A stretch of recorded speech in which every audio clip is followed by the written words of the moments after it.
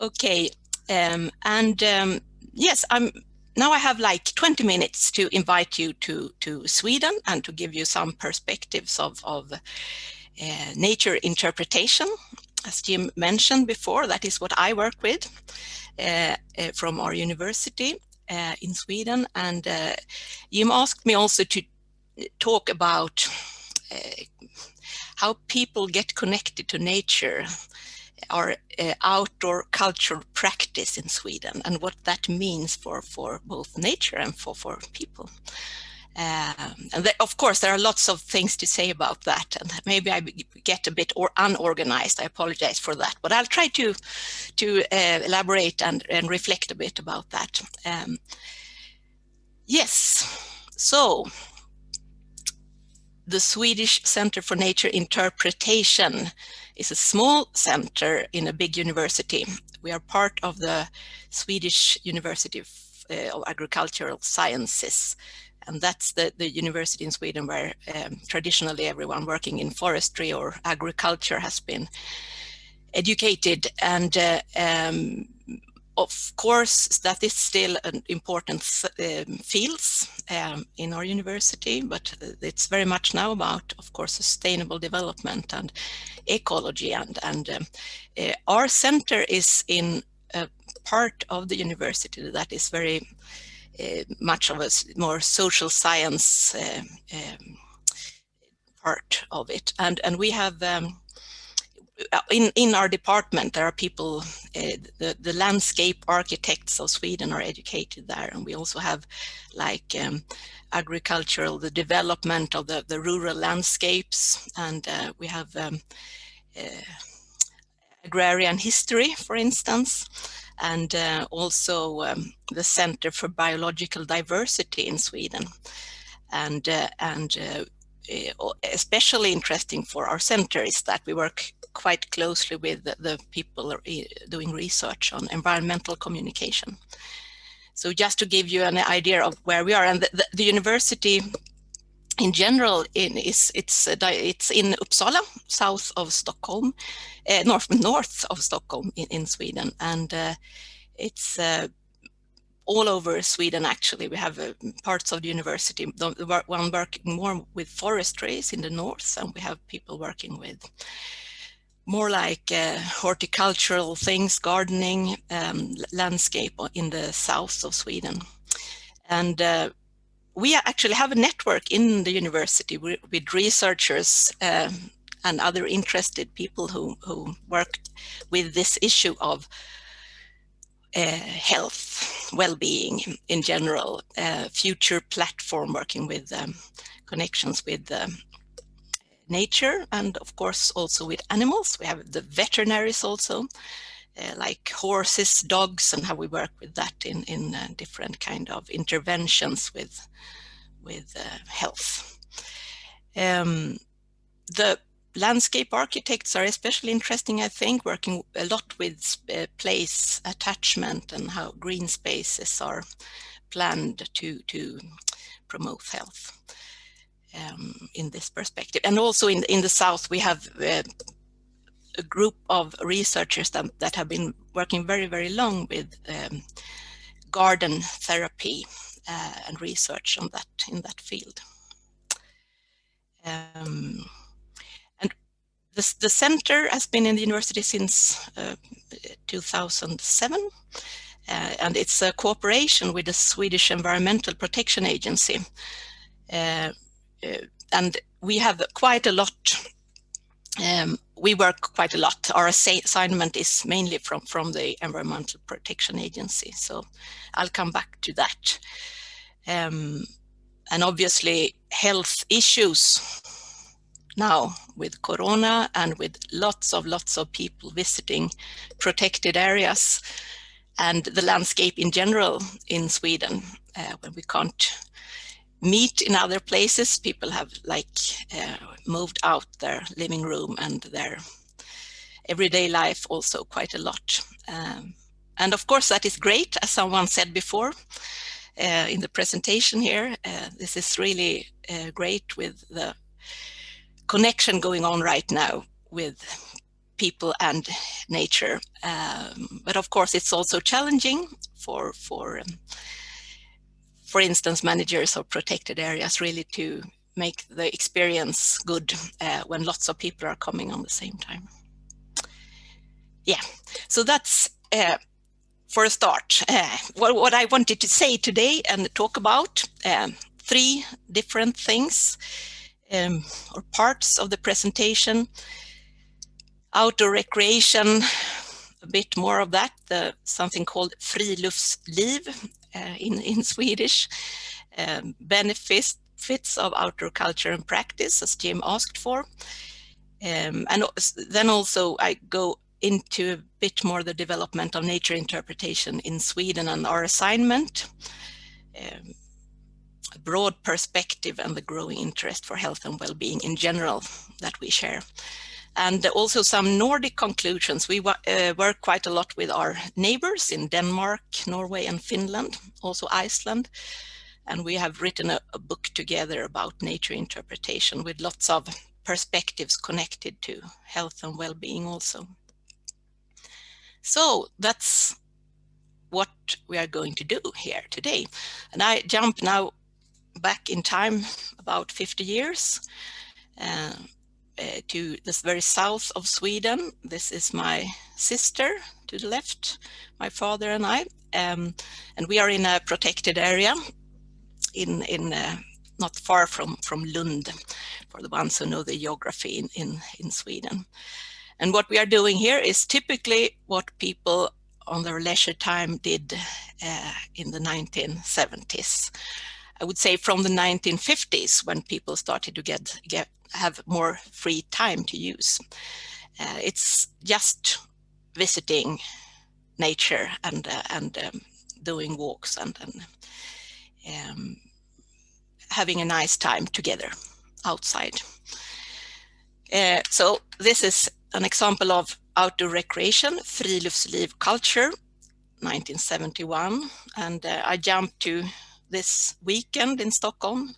This is one of the most wonderful, we think, winters, apart from Corona, of course. It's so great that we actually have got a beautiful winter with snow in Sweden. The Stockholm area, we haven't got so much of that the last years. So we are happy to have not just 3 or 4 days with snow and you don't find your skis, but several weekends now when we have been able to go like we do here, cross-country skiing. You see the typical Stockholm area nature. You have like oak trees and agricultural landscape, and also the typical pine forests you see that starts in this part of Sweden and stretches north. And you see how happy we are. It's great. My sister is again actually on the left in the picture. So we have continued this when we meet and do something nice together, it's often that we spend time in the outdoors, walking, canoeing or skiing like this. And I would say that we are a typical middle-class Swedish tradition bearer when we do this. This is something that this idea of friluftsliv very much is about, outdoor recreation. Friluftsliv means actually outside life, I would say.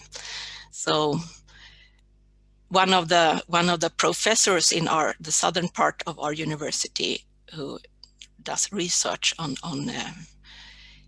health, he said that in a lecture I heard recently that someone had counted that we are inside 90% of our time now, and in some kind of traffic situation 5%. So the other 5% we spend outside. We are more cave people than we have ever been before. But the tradition in Sweden to just enjoy the outdoors is strong, and we have a very strong idea of ourselves as people who enjoy being outside like this. And the definition of friluftsliv, I can stay with that. It's that you spend time in the natural and cultural landscape for well-being without any competition.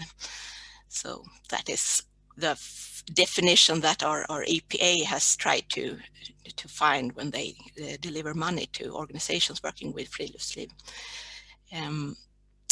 There are another researcher, he actually tried to really research what is friluftsliv, how can we define that, and he said that he finally discovered that people consider it friluftsliv when we bring a thermos with some hot drinks, then it's friluftsliv and not just a walk, for instance. So exactly what friluftsliv is, it's very something that is very diverse, the idea, but something like this I think is quite typical.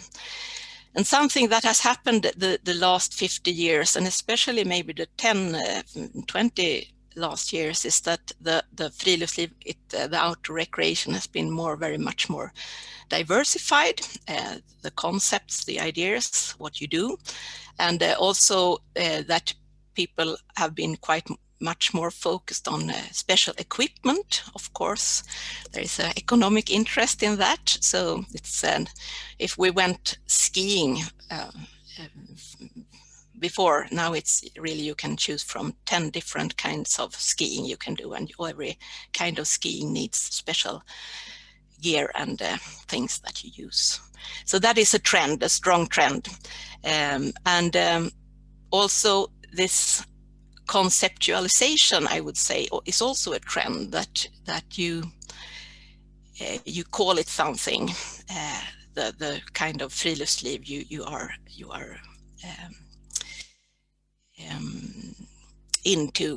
This, for instance, I heard someone mentioning forest bath. This from the beginning Japanese concept. It's also a concept actually that in Japan, I thought it was ancient, maybe you know the story about that, but the Shinrin Yoku, this idea of visiting the forest and really absorbing it with all your senses and relaxing and kind of a mindful experience, was something actually that someone working with the government in Japan suggested as a concept in the 1980s.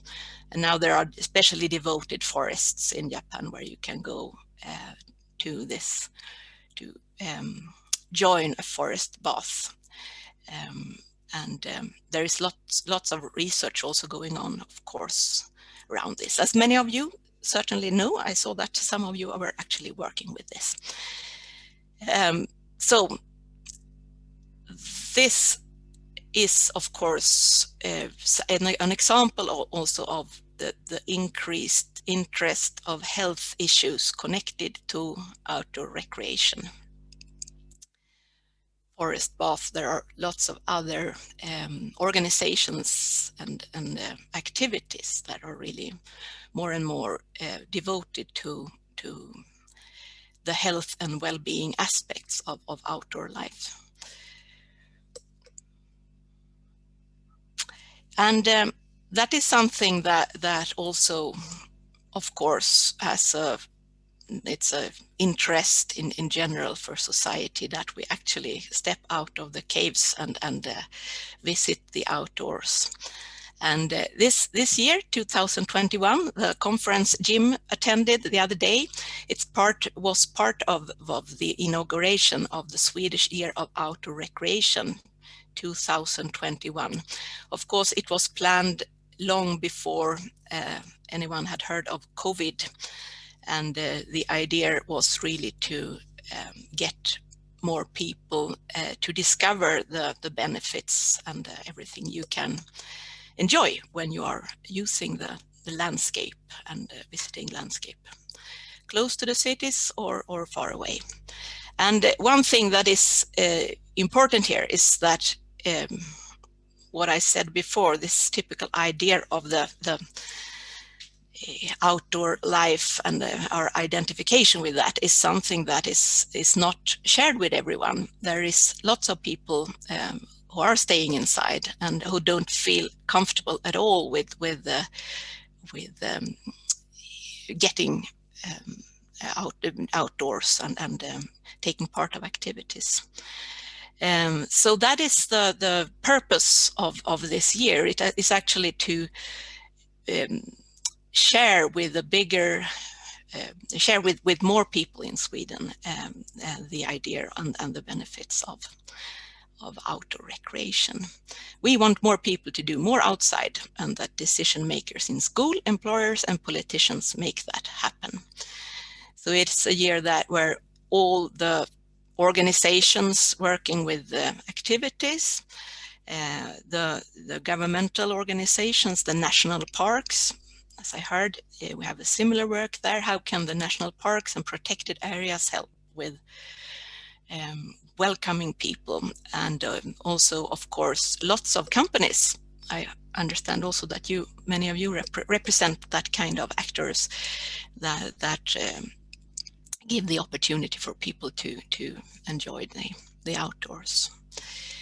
So it's exciting, and it's not, of course, exactly what people had planned this year, how it should happen before COVID, because of course we can't go out in huge numbers together. It's really a question now of arranging things for very, very small groups, like 6 or 7 persons outside, but really to talk about and to inspire people to use the outdoors in lots of different ways.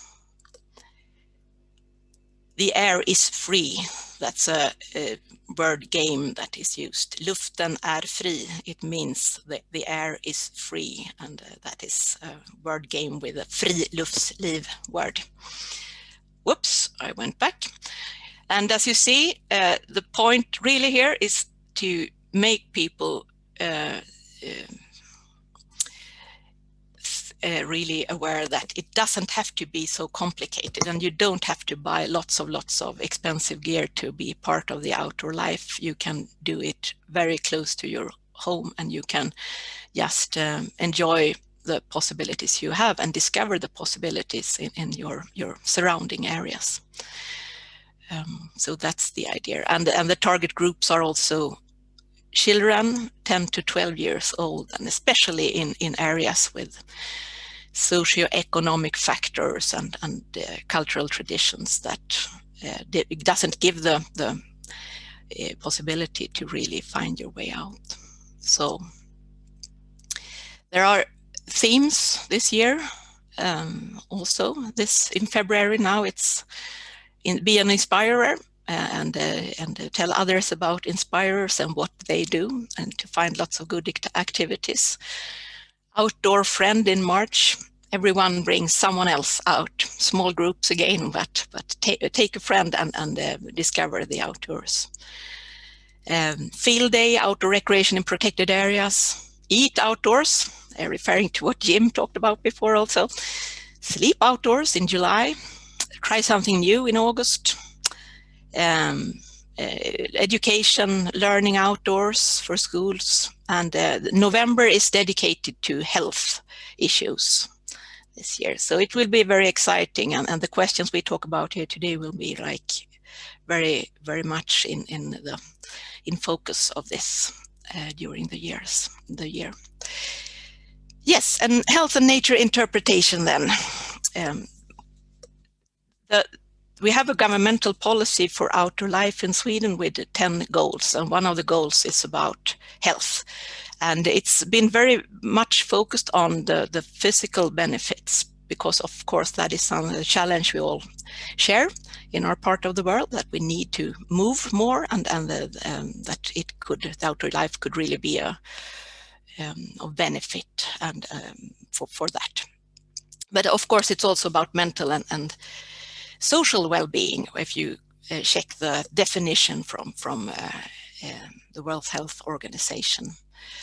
And well-being, what you report yourself as when you feel that you have well-being, that is when it happens. So there are lots of factors influencing health.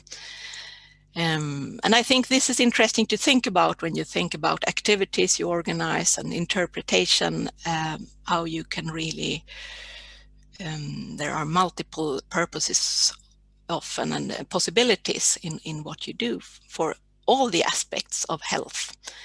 And the existential aspect is, of course, very important in this perspective. Meaning and purpose, wholeness, spiritual strength, harmony, inner peace, hope and optimism are dimensions that could be really part of our experiences in nature, of course. Yes, the Swedish Centre for Nature Interpretation, we are, as I said, we have our assignment primarily from the EPA in Sweden, and our task is to be like you are doing here today, organizing meeting places for people who are interested in the same field, to help practitioners working with nature interpretation to learn from each other, and also to act as a center for development, close to research, but also method development in our field. And be a competence resource for everyone working with interpretation, from companies to NGOs to governmental bodies in Sweden. And an important part of our task is also to support Environmental Protection Agency with protected areas and interpretation, and something called Naturum. And very shortly, for the ones who like some statistics, about 15% of the land area is protected now. Someone has counted it in average 2.1 kilometers from citizens. That sounds good, but we also know that to really use outdoor areas, we need the areas more close to our homes than that. We have 30 national parks, about 5,000 nature reserves. We have also Natura 2000 areas, of course, one national city park in Stockholm, and several UN biosphere and areas, and also World Heritage areas. The national parks in Sweden were some of the earliest one in Europe. 1909 was our first national park inaugurated, and now we're working actually on 2 new national parks also in the island of Gotland and in the archipelago of Stockholm. But we also have, I think we call it the right of common access, the code of common access. We have this right for everyone to roam freely in the landscape, as long as you don't disturb or destroy. Responsible action. So that means that even if you don't have a protected area close to where you live, that you have often good opportunities to use the landscape for recreation. And the challenge to really communicate and keep that responsibility, that opportunity, but also that responsibility up to date with everyone who use areas is of course very important. Yes, Naturums. You see the first to the left, you have some are far from south to north stretched country. We have lots of, or the national parks, I would say, with the golden snowflake or the star. You can see where they are situated from the very south to the north. The idea of the national parks was, of course, to show different kind of nature for people, and also, of course, part of a nationalistic project then in the beginning of the 1900th century. And today, the EPA are really trying to open up and provide good opportunities for everyone to discover and enjoy the national parks. So there's been a branding process and lots of work into that when it comes to how to connect with visitors and interpretation in the areas. We also have something called Naturum, that is a special brand in Sweden. Some Naturums, they are like visitor centers, natural museums that are like the environmental protections way to display what is happening in the areas, that also help people to actually connect with nature. So the brand is called Naturum, like museum, but with nature. And we have Naturum sometimes in connection to the national parks, but also in other places in Sweden. You can see it's from the very south again to the north to Abisko in north, and we have actually one in Malmö in the very south of Sweden that is not in this map. Yes, and I'll just take you to a short,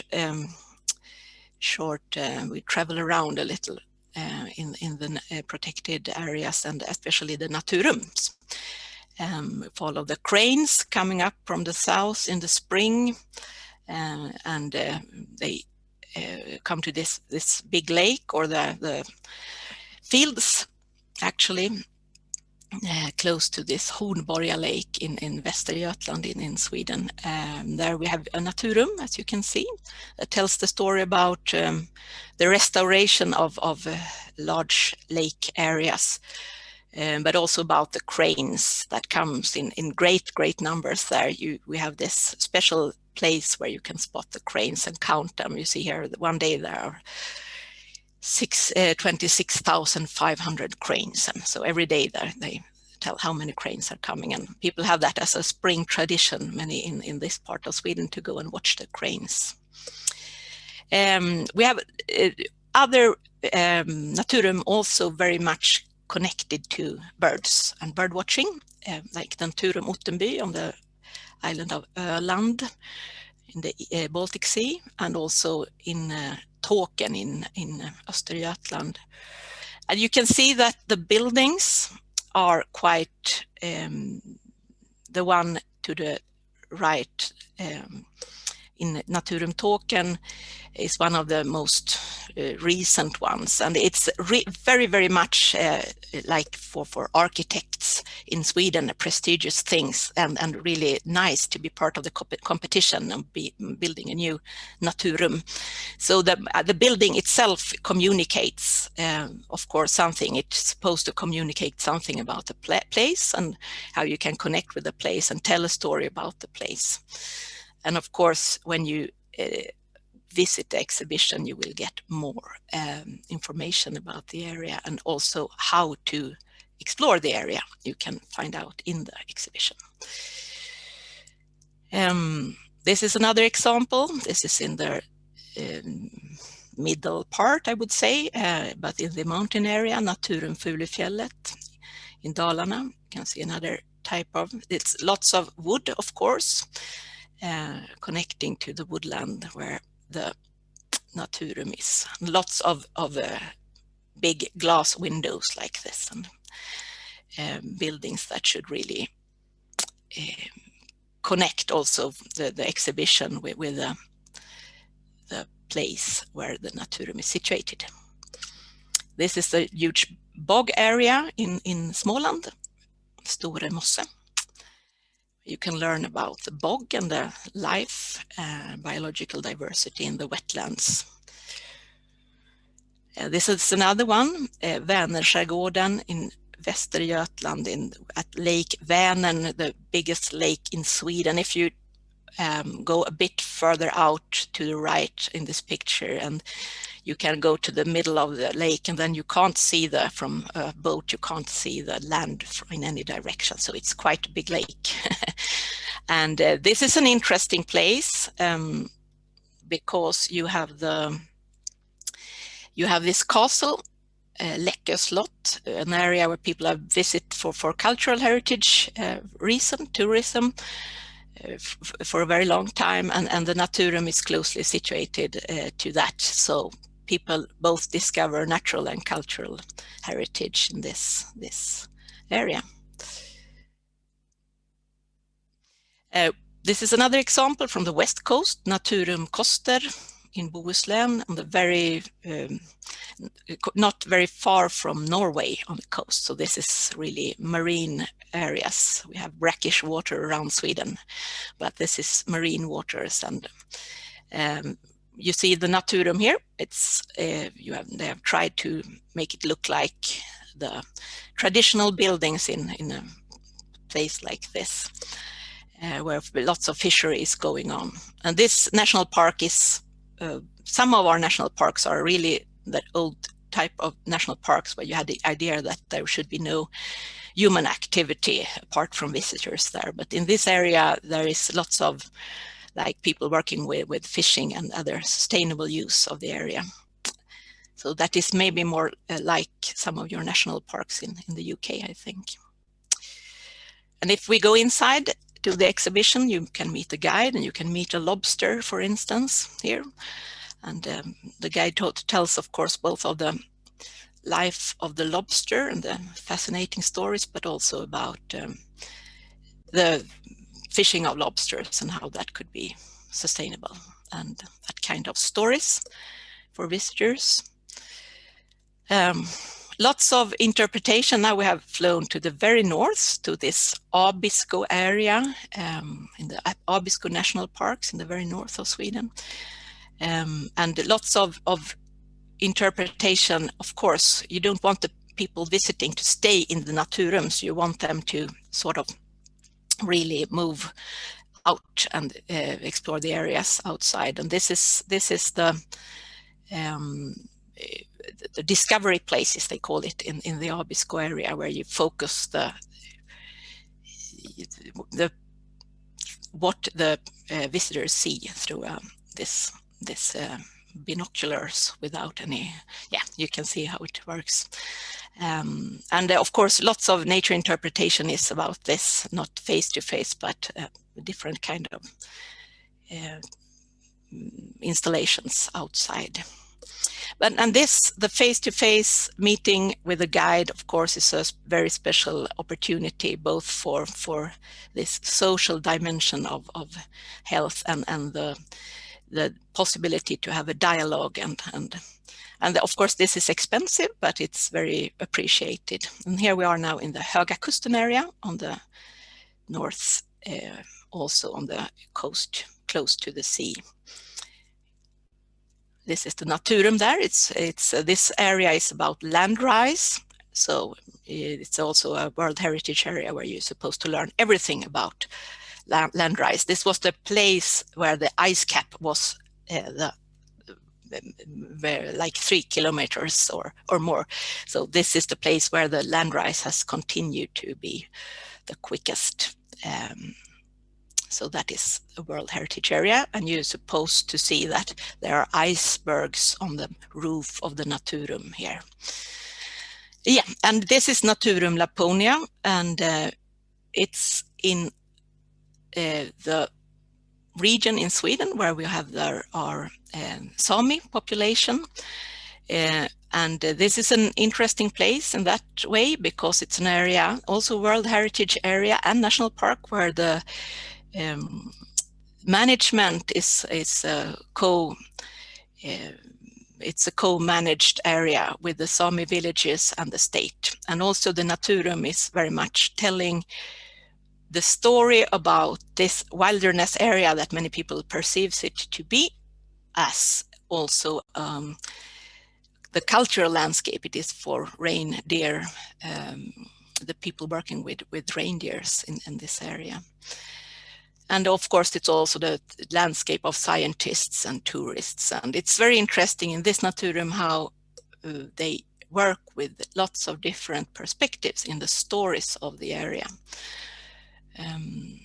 This is one of the more recent Naturums. I think it's like 5 years old now.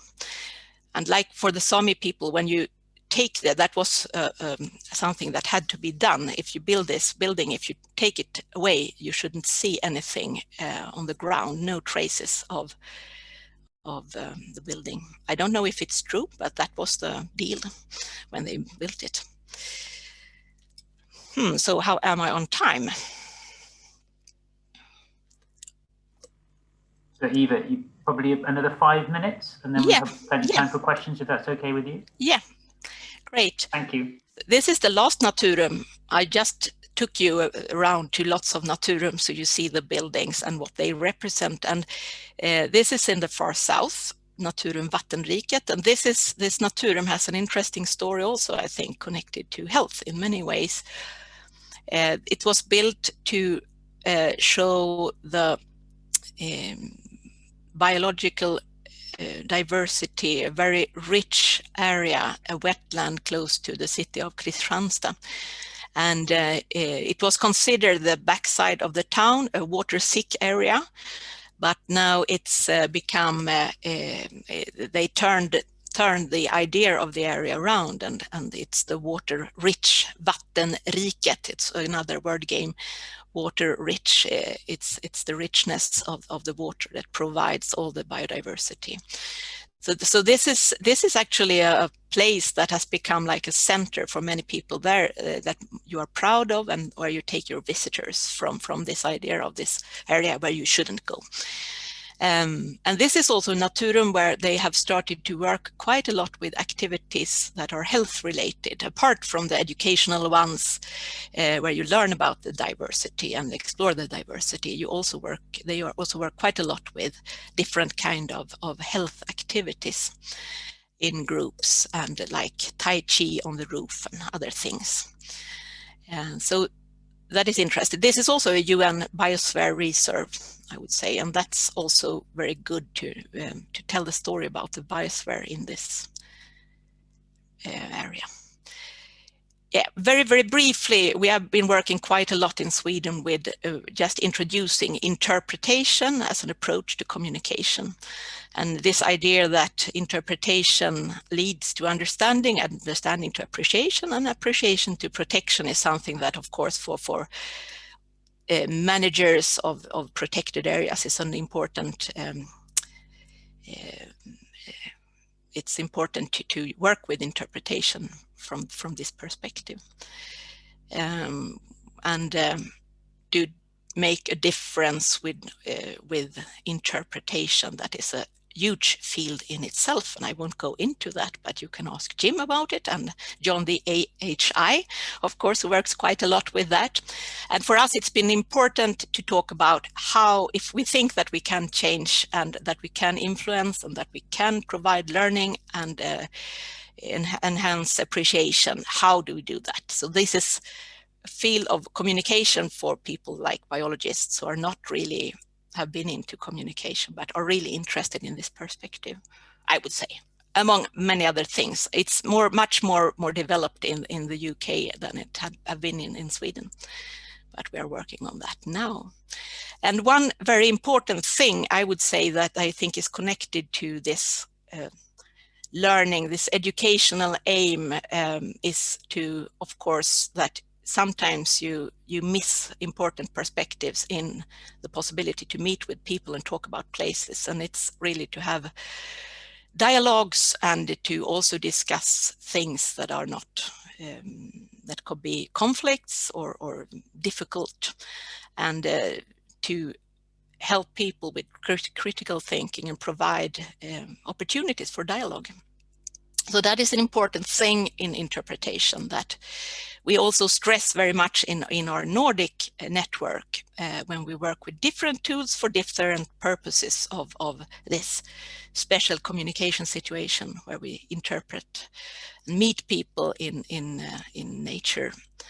Experiences, learning, reflection, participation is some keywords that we work with. And I would like just to say that this book, it was published in English this last year, and it's available online. If you just Google nature interpretation in the Nordic countries, you can have an idea of what is going on in the north, east from you. And I would say that there are lots of different perspectives that you can make use of from experiences from all over the Nordic countries.